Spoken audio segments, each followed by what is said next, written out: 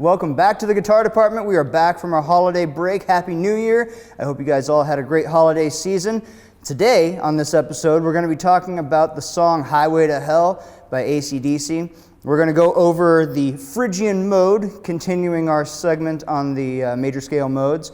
We've got a special guest in Des Moines legend Dirk Newton, and we're going to be talking about the Fuzz Face pedal. It's a classic pedal, one of the first fuzz pedals ever made. It's going to be a good show. Welcome to it.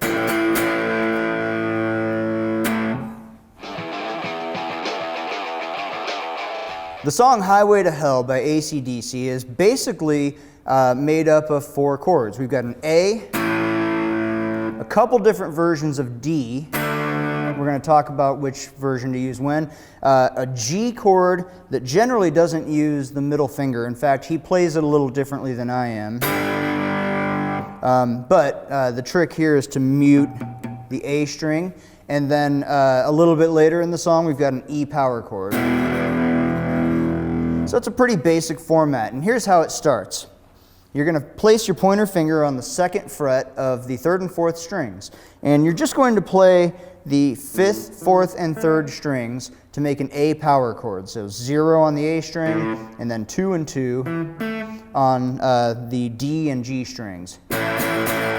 Now, to make it a little bit easier on the right hand, and we're going to be doing this throughout the song, I'm muting all the other strings that I don't want to ring out. I'm keeping my right hand pretty tight, but you can see I've got my thumb sort of wrapped around. It's not all the way wrapped around, it's just touching the side of the top string so that if I do hit it, it's buried underneath the sound of the chord that I actually want to ring out. And then the bottom two strings, I'm muting with the under pad of my pointer finger, sort of the inside of the second knuckle there. And so if I strum all 6 strings, you only hear 3 of them ring out. And that's one of the big tricks to rhythm guitar. You'll notice it a lot, especially if you listen to AC/DC. He's not being careful with his right hand, but he always manages to make the chord sound correct, and this is part of how he's doing it. So we have that first chord 3 times. Then we're going to go to what's called a D over F sharp. Now, if you've ever seen a chord that looks like a fraction, here's what it means. We have a D chord, and in our normal D chord, the lowest note of the chord is D. The fourth open string, your D string, is the note D, and then we have A, D, and F sharp. Those are the 3 notes of the chord D, F sharp, and A, and we have them in the order D, A, D, F sharp. Now, if you have a chord that's written with a second letter underneath it, the top one, the D, is the name of the chord itself, and the bottom letter is the letter name of the lowest note of the chord. It's what you might call an inversion. So what we're going to do is take the F sharp on the bottom string, the first string, and we're going to move that to the top string. And to do that, we have to refinger it a little bit. I put my middle finger on the second fret of the G string on the A, and then my pointer finger is going to take the top string on the second fret. And again, I'm going to use the pad of the pointer finger to mute the A string so that it just doesn't ring. And what we end up with is called a D over F sharp. And that's one of the more common inversions of chords. There's a few out there: D over F sharp, G over B, A minor over G. These are chords that you might see in different songs quite often, actually. But this one, we're going to play it twice and then go to a G chord, like that. So what I did there is I moved my pointer finger off entirely, and the middle finger goes from the second fret of the third string to the third fret of the sixth string. And again, I'm using the pad of that middle finger to mute that A string so that I just don't have to touch it, or don't have to play it at all. I just strum straight through it. Also, the bottom string is being muted by the ring finger on both of these chords. Then we're going to do that 2 more times. Then go back to the D over F sharp, and then back to our A. And you're going to play that twice. So we have 1, 2, 3, and then 1, 2, 3, but it's 1, 2, and then change to the G. And then we're going to do that twice more. and then just circle it back to the A. Now, it starts off with just the guitar that first time through, and then the drums come in. And when the drums come in, you get more of a sense for how this might be counted. And just for the sake of getting the rhythm correct, I'm going to show you how to count this. You would think of it as starting on the and of 3. 1, 2, 3, and 4, and 1, 2, 3, and 4, and 1, 2, 3, and 4, and 1, and 2, and 3, and 4, and 1, 2, 3, and 4, and 2, 3, and 4, and 1, 2, 3, and 4, and 2, and 2, 3.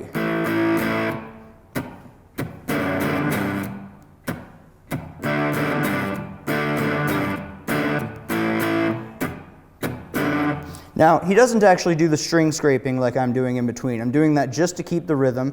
If you're actually playing it in a band or trying to replicate the way he's playing it, you'll just leave that space open and count it in your head. I'm also using my right hand to mute the strings as I'm playing them, so that none of those chords ring out longer than they have to. I'm using a bit of my left hand also. There's separate techniques, but the right hand's sort of the easier one for this song. You just sort of touch the strings. You don't have to push hard. Just make contact and they'll stop ringing for you. Now, that happens several times through the verse, and then we have what I'm referring to as the pre-chorus. You could think of it as simply the last ending of the verse, but instead of going back to the A chord at the end, we're going to move that up a string and use an E power chord. Just like that. Now, that happens on, I believe, the and of 4. So we have 2, 3, and 4, and 1. 2, 3, and 4, and 1. And 2, and 3, and 4. 2, and 3, and 4, and just like that. So a solid 2 measures of that E chord. And then we move into our chorus. And the chorus is actually pretty straightforward. You're just going to hit that A chord again.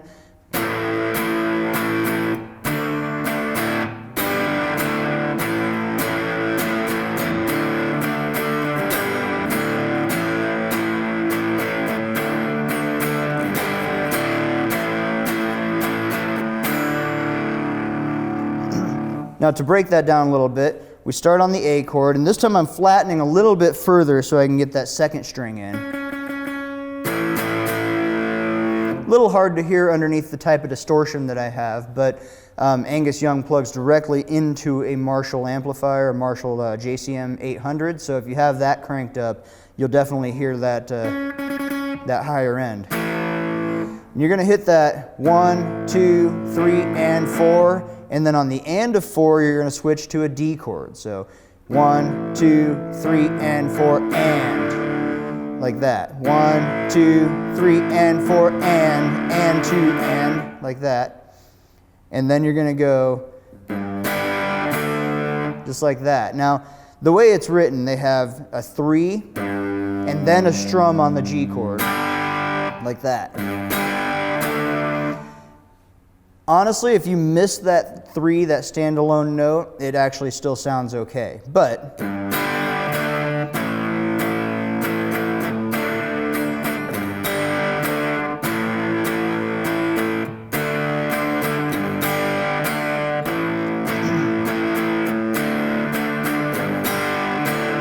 just like that 3 times, I believe. There's 2, 3, and then the 4th time, you just sort of land on that D chord and wait for that measure to cycle through, and then back to the verse. Just like that. And that's really all the parts. There's only one other part that you have to worry about at all, and it happens very briefly. I'm referring to it as the pre-solo. Online, they refer to it as the bridge. You can think of it however you'd like. but it's essentially a D chord to a G chord and back. And then you wait a second and try it again. Just like that. And so that's just going to be a D, G, D, 2, 3, 4, D, G, D, G, D, D. And then you're back on the chorus for the solo. The part that plays underneath the guitar solo is that chorus part again. And those are all the parts to Highway to Hell by AC/DC. And now it's time for us to continue our ongoing segments on the major scale modes. And last time we talked about the Dorian mode, and the time before that we talked about the Ionian mode, or the major scale. And so today it's time for us to look at the third mode in the sequence of the major scale modes, and that is the Phrygian scale. And again, just to recap what the modes are, a major scale has 7 notes in them. You can think of them as do, re, mi, fa, sol, la, ti, and then do is the same as the original do. So we have 7 notes, and the idea is that you start on a different degree of each note in the scale. You start on a different note in each scale and play through that same sequence of notes, starting on, say, the second note, the re or the mi, and that gives you a completely different scale that has the same diatonic harmony, but maybe has a few different uses. And so what we're looking at here is the Phrygian mode. And I'm going to play it in G first and then in C. But what we have here is the 3rd fret for G. And then we're going to go on that top string, we're going to go 3, 4, 6. So we've got what's referred to as a flatted 2nd degree. And then on the next string down, we're going to go 3, 5, 6. And the next string down again will be another 3, 5, 6. And then the next string, the 3rd string, will be 3, 5. Down another string, and it'll be 3, 4, 5, or 3, 4, 6, excuse me, just like that top string. And then on the 1st string, we're going to stop at the 3, but it's since the top and bottom strings are both E strings, you can play 3, 4, 6 again.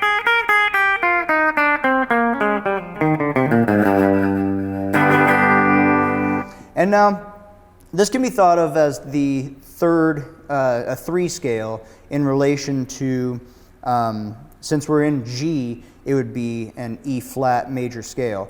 But as a standalone scale, outside of the context of its parent scale, the major scale, the Phrygian scale has sort of its own set of uses. So the one that comes to mind when I hear it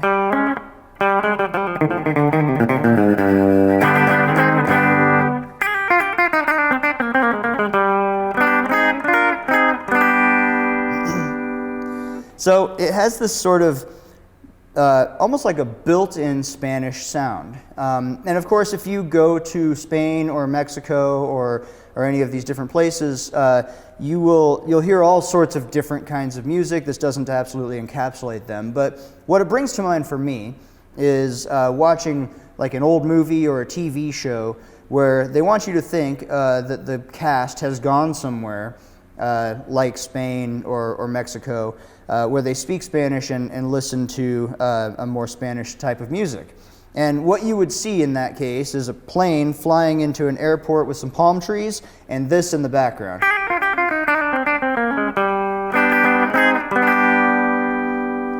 And just like that, we're all on board that wherever they are, they speak Spanish. And so the one that really comes to mind is from the movie Shrek. The character Puss in Boots is Antonio Banderas' character. He's a Spanish cat, and basically his theme has this scale.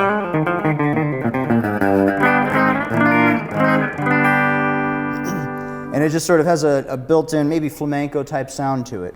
That's not where it ends, though. If you've ever listened to metal music, I'm going to flip the pedal back on again and give myself some distortion.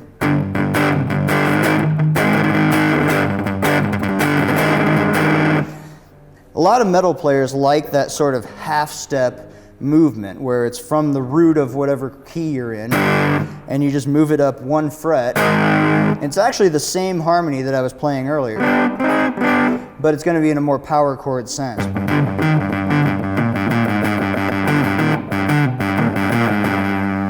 And so you hear it a lot in metal music too. One of my favorites was Yngwie Malmsteen.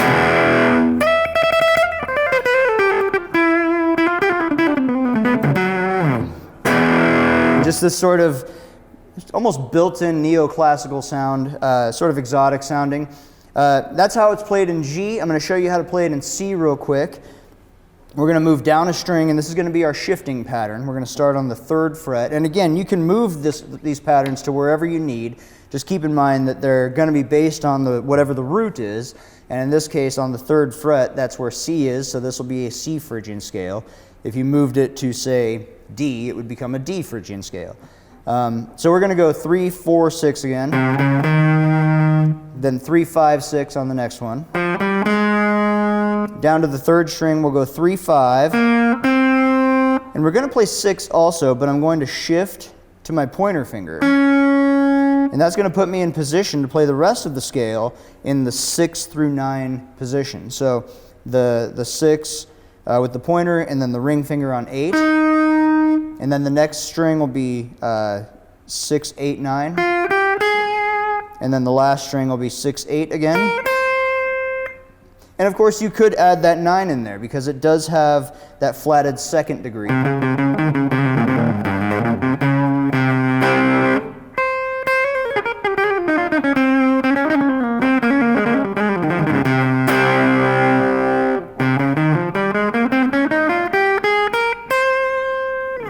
And that's how you play the Phrygian scale.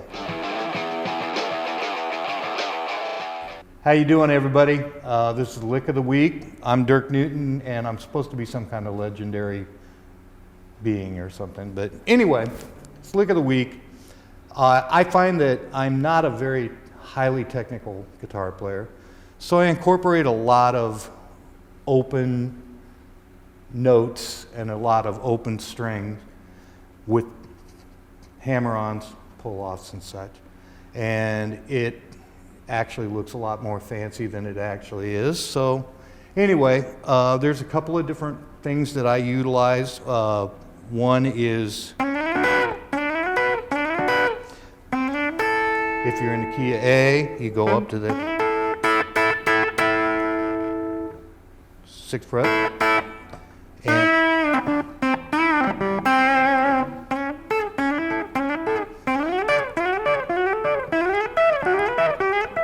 And there's your 1, 4, 5 right there. Sounds fast, but it's not really fast. You got to work on your hammer-ons.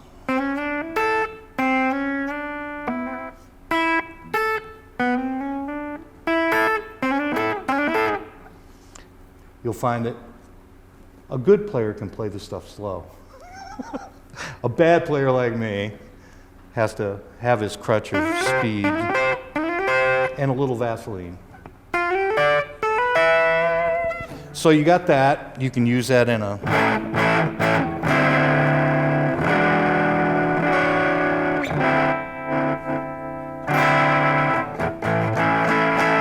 The other one that I utilize too, it's kind of odd that I find I'm either tone deaf or I just really don't care. Part of it is utilizing the open string.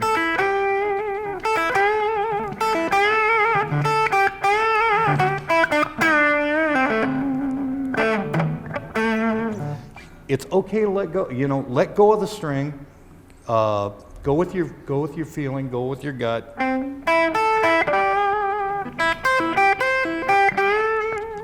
And you can use back in the key of A. You can utilize those double stops. I think that's what they're called, right, Joe? Yeah. There we go. But that's about, if you came out to a show of mine, you'd probably see me do that 5,000 times a night. It works. Embrace stuff, take it, make it your own. Don't be afraid. Don't be afraid. What amazed me is that you can utilize those open string. And even if you got a guitar tuned to E, it still sounds right. For some oddball reason, you know, it just all works. Just take a mistake, do it twice, and it's not a mistake. So anyway, that's the lick of the week. Thank you very, very much. And now it's time for us to enter the tone zone, and today we've got a brand new amplifier. It's our Fender Deluxe Reverb, but it's the Tone Master series. And if you remember, we talked about the Tone Master a few times. That means that it sounds essentially the same as the old school Fender Deluxe Reverb amp, the tube amp, very heavy. But this one only weighs 24 pounds. I won't demonstrate, but earlier today I was able to pick it up with just 2 fingers, and you can carry it around like that. And it just sounds great on its own.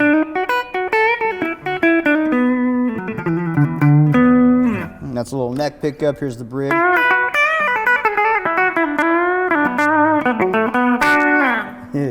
It just sounds fantastic. And then we have our pedal of the week.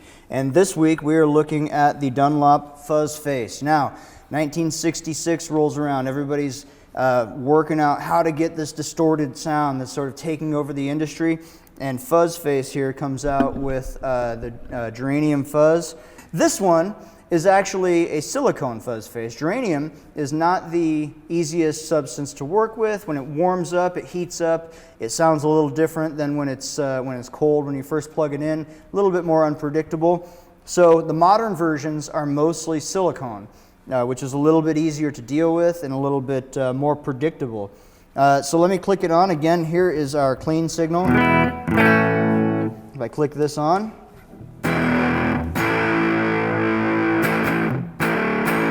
now, that's on our bridge pickup, and you can tell it's a little bit muddy. Generally, fuzzes are better for individual notes.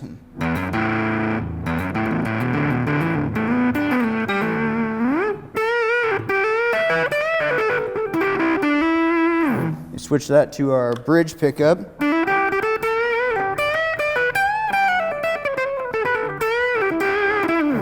And so we've only got 2 knobs on it. We've got one that just says fuzz and one that says volume. And of course, volume is pretty straightforward.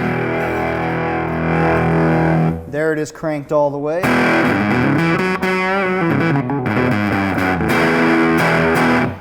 going to turn that a little bit back down so that it's more flat to what our amp volume is. And then we've got our fuzz knob. Now if I turn that all the way down, you can hear it doesn't have a whole lot of effect at all. Still a little bit if I turn it off.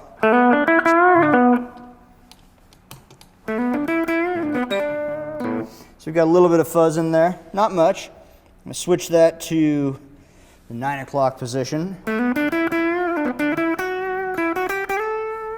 Give that a little more volume.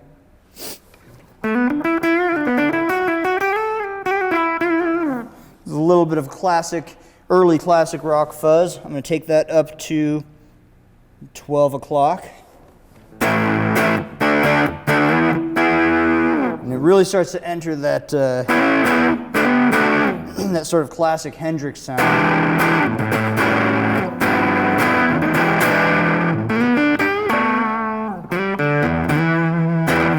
Now, of course, I'm playing the wrong guitar for a Hendrix sound. You'd want to have single coils for your pickups. These are humbuckers, which gives us a little more output.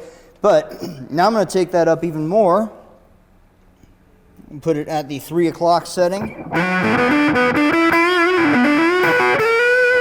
You can hear it's really starting to get wild in there.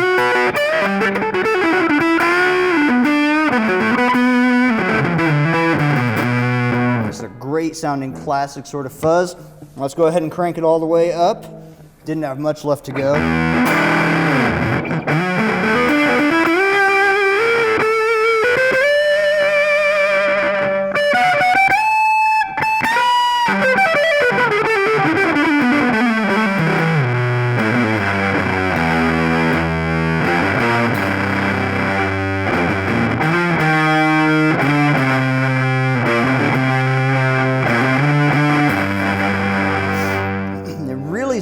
emulates, especially at the time, what they were referring to as like a ripped speaker type of sound, where people would actually go in and cut the material on their speaker to get this sort of fuzz sound. Well, the fuzz face managed to put that sort of sound into an enclosure, and as you can see, compared to the less modern versions, the originals, the 1960s and 70s version, we have a mini enclosure now. It's a much smaller footprint, and it is it's silicone instead of geranium, and it is just a fantastic pedal.